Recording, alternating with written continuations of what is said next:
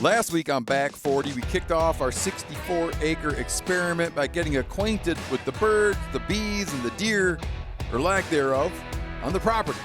Now, the real work begins.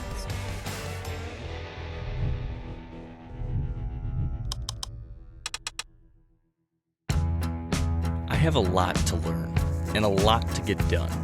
And if I screw this up, it won't just affect me. Once we get through with all of this work, the plan is to give the farm away. I do not want someone to inherit a mess. To add to the stress, there are only 2 weeks left in August, and we're way behind. I have to continue learning about this landscape and create a management plan informed by short-term goals for this hunting season as well as long-term goals for this property. It's clear I'm going to need some help.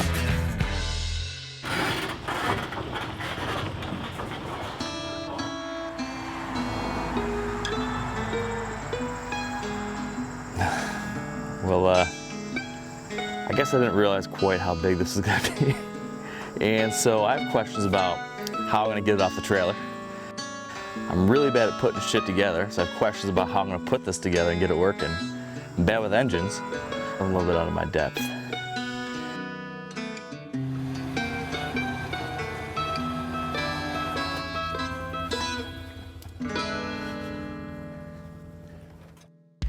Before I waste too much time on half-baked projects, I've got to figure out a way to create a balance here. I need to revisit key areas of the property to try and nail down a management plan. To help me out, I've called on my closest hunting buddy, Josh Hilliard, a guy that always keeps me grounded, no matter how ill-fated my ideas might seem. I feel like this has been a mess today. Well, pretty par for the course. On top of that, I've called in 2 habitat experts with wildly different backgrounds to tour the place. One focused on native ecology, one on deer. And I've got to somehow make sense of their often divergent views. Jake Elinger is a whitetail habitat guru, and Dan Zay is a biologist for the Natural Resources Conservation Service in Michigan. We're getting started in an area I like to call the Panhandle. Being our only entry point to the farm, I don't want to attract a bunch of deer up here and then spook them away every time I come and go. But I also don't want to waste 10 acres of potential habitat. The question then is, what should I do with these old fields? You can see here, a lot of these old fields are overgrown. And while we're talking about different native species, looking out here, I've noticed there's a lot of goldenrod. Yeah. Lots of goldenrod. And that's a good thing, right? It is. It's great deer browse, and it is incredible deer bedding in the fall. Okay. One of the best deer bedding, natural deer bedding you can have. Awesome. So I'm glad to hear that because we've got quite a lot of fields like this. So what we have here is a lot of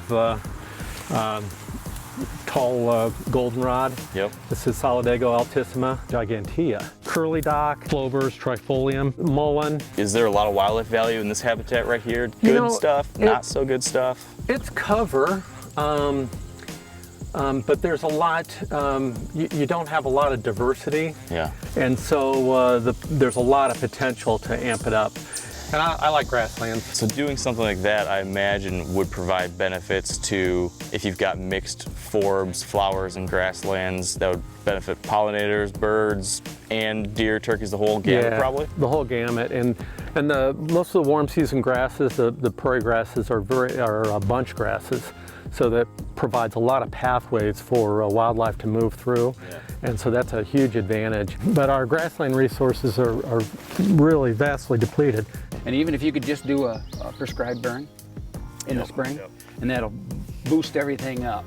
Because evidently this was farmed fairly recently. It's not farmed this year, and that's why you got all this tall growth. But if you just leave it, in about 3 or 4 years, it'll be down to about this level. Interesting. Yeah. You think even going in and mowing like a food plot type shape, just mowed? Oh.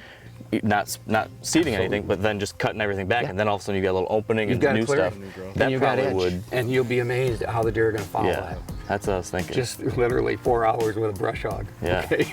Yeah. That's what's cool about this farm is that it's nice. There's so much of this old field that you can look at as a blank canvas. Dan and Jake agreed in the fact that our old fields would need to be improved, but not on how to do it. We could burn, we could mow, or we could plant new native grass and flower species. Either way, we create better habitat for all sorts of animals. From there, the tour continues to the hub of this property, the core sanctuary area. I call it the swamp. It's thick, mucky, and perfect for hiding away a nice buck or two. I envision leaving this area mostly as is, but I'd like a second opinion. Everything you can see is ours. Do you agree with my thought on keeping this middle section pretty untouched until the rut probably? Oh, definitely. I'm very pro going in there February, March, April, Yeah. creating trail systems, networks, openings, clearing off those humps in there, Yep. providing a lot of room for isolated bedding in the fall for bucks to spread out, keep your does moving, Yep. and then you know you've got them in here. But Yeah. yeah, you would never go in there and hunt until, I mean, you're really late October, early November, Yeah. and just 1 or 2 times. Yeah, that's what I've been thinking. You know, I can say with a lot of confidence when I come out to a property like this that, you know, you should burn this. Yeah. And you know, it seems like, oh, well, that's your answer go-to to all the everything, time. your go-to. But I'm saying, you know, it's experienced its longest period of fire starvation since the last ice age. Wow. I think a lot's going to come through here, especially with all this sanctuary cover. Yep. This could be one of your top producing stands right here. And this would be the one I would hold off and not come in here in early season. I would Yep. just hunt that one, and I would wait till things are a little bit better and you've got more daylight movement of mature bucks. Jake and I agreed. My task with the swamp is pretty simple. Just don't screw it up. Now, it's on to my favorite spot on the farm, the infamous honey hole. A spot that from day one has just oozed hunting potential. go see the look at that corner. little backfield, and then will be some spots you can see what this ridge system looks, because all the way across here is just thick, nasty cover. This is Lespedeza capitata, and here you have another prairie species. This is Desmodium. Wow, here's another one already. Now, I can tell you already, just seeing these 3 species, Yeah. that we're moving into a bit of a prairie remnant. The fact that we have it here is a good indication that you might have a restorable component. Awesome. The whole area in here, I feel like, has got a lot of potential for like a rut setup. It sure does. You can see there's like Oh, some you got an oaks. apple tree right there. So you think this is an apple tree? Well, oh, I'm sorry, that's a pear tree. Pear tree. This one's a Bartlett pear. Yeah, look at that. And then you got an oak tree right over Yep. here. And then as we go through here, you can see there's like scattered cedars and then all these grasses and Look stuff. at all these one-season grasses. Yeah. What a stand tree. Yeah. Except you'd have to walk by this. Yeah, it's Maybe like you could that. get I was in. gonna say if that. you could get in over There's there. an old, I was going to someone say used to have there's an a old strap stand there. There was a Yep. reason. Yeah. Someone was there. That would be the place. Yeah. This is cool.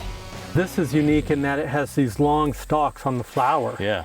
And so this is a very conservative species. This might be a county record for this plant. A county record. Yeah, Wow. Well, that's neat. yeah, because it's that conservative. Real cool. For a guy like you who collects native seeds, who's really into prairies, is this kind of like when I go over a hill and then I see a huge buck stand up and I get that excited? Exactly the same thing. Just all the rubs and on these cedars. Jeez. Yeah, that's a, Well, this is your post-cold front high pressure spot right here. yeah. If you hunt this twice and don't get a chance to kill a shooter, you're moving too much. Yeah. Yeah, he's definitely going to be in here. Now the next question is, what do we remove from this to enhance Yeah, this? what do we do? Okay. How do we manage Well, you look it? around, the red cedar is not relevant to this habitat. It's an introduction. The autumn olive, you would remove that. Yeah. All the cherry, you could go around here, you could take all that cherry All out. the cherry out. Yeah, even some of the bigger ones, because cherry you have, Yep. prairie you don't. Yeah. Okay, so you make those kind of trade-offs. Yep. And then you would get some fire in here, and you would see virtually instantaneous results by removing those woodies and getting fire in here. I'm really not sure which direction to go. Manage for the more immediate goal of bringing in deer, or the long-term goal of rehabilitating the native landscape. All I know is that the end result needs to be biodiversity and big bucks. For now, the solve here is food plots, a proven draw for deer and just about every other form of wildlife. That is if I could get any of our equipment working. So, now what? Not only do I hate engines and hate putting things together, I hate instruction manuals.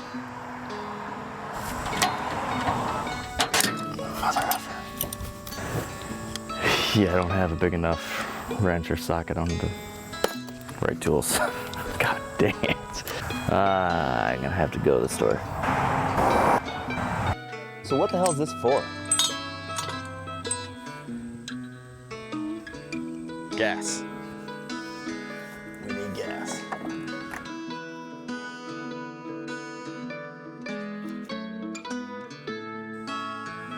I think we have it set up.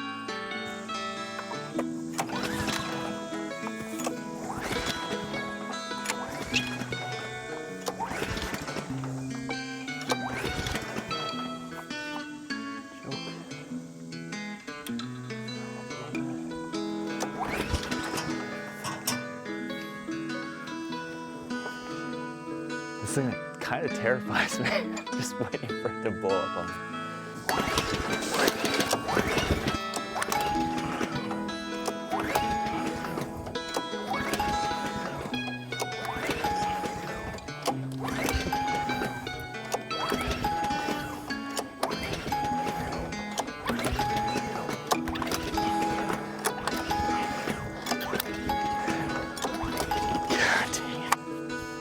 I hate this thing already. Is my form bad? I hate this so much. Every ounce of my being. I don't know what else to do at this point. This is just a genuine Mark Kenyon cluster mess. Okay. All right, if this doesn't work, we're gonna have to call someone to bring in some kind of big gun mechanic. But this will work.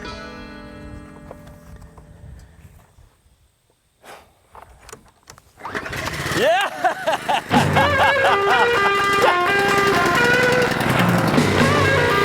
so happy right now.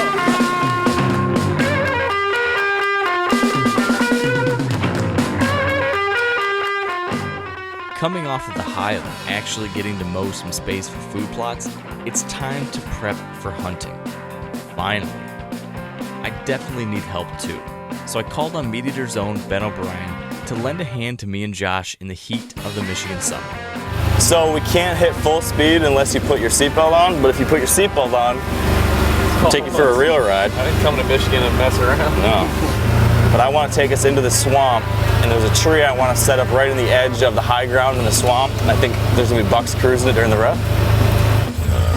So here we are. We're going to drop down into this thick, nasty stuff behind us and get right in the middle of it. We got to go down this tangle. There's a tree that I put steps in already. I wanted to have a setup on the inside edge of this swamp because what you're going to see is there's like maybe 50 yards wide of this like strip of timber. And we have to clear a lane to the swamp edge. My body aches, my body shakes, my body waits for you. Let's not be wasting too much time. Let's not be wasting this love of mine. How steep is this drop up here? I think we got it. Pretty steep, but you can get it. What's that right there? Is that Like a straight ditch. Best you can run over that. all right? Try it. Just give it a shot.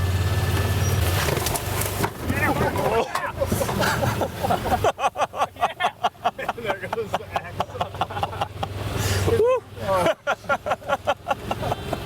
What are we doing here? Okay. Ready?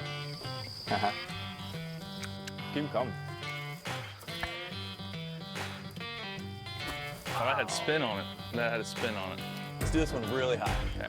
Let's see if I can Ready? get it going. Dang it. Lift it. Gotta do this. I've been up all night and I wrote a new script for Back 40. All it is me throwing increasingly bigger fruits into your mouth. The first episode is a blueberry. The last episode is a pineapple.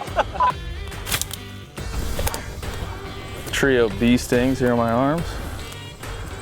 Couple there, couple there. Oh, it's painful in Michigan.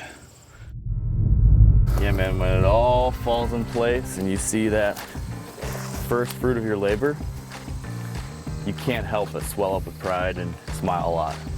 Yeah, like I said, different places you feel different things. Like on public ground, you feel like a bit of an explorer. Yeah. You feel like a bit of sometimes a bit of a pioneer in some places, and you feel alone, you feel disconnected, you feel lots of things. In a place like this, it's a little bit the opposite. It's more connecting than it is disconnecting. You're nourishing or cultivating a place, bringing it along. Yeah. I feel like a lot of these Western public lands, you have this wide adventure.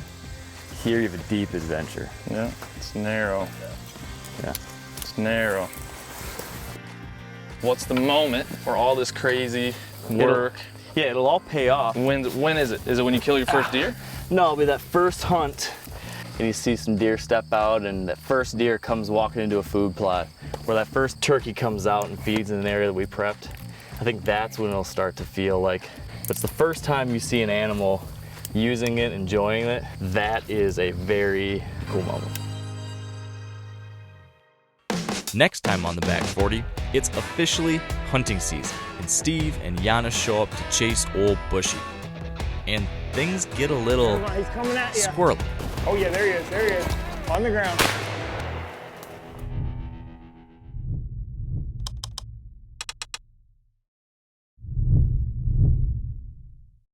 If you enjoyed what you just saw, like this video, leave us a comment, and subscribe to our channel to make sure you catch all of our future episodes.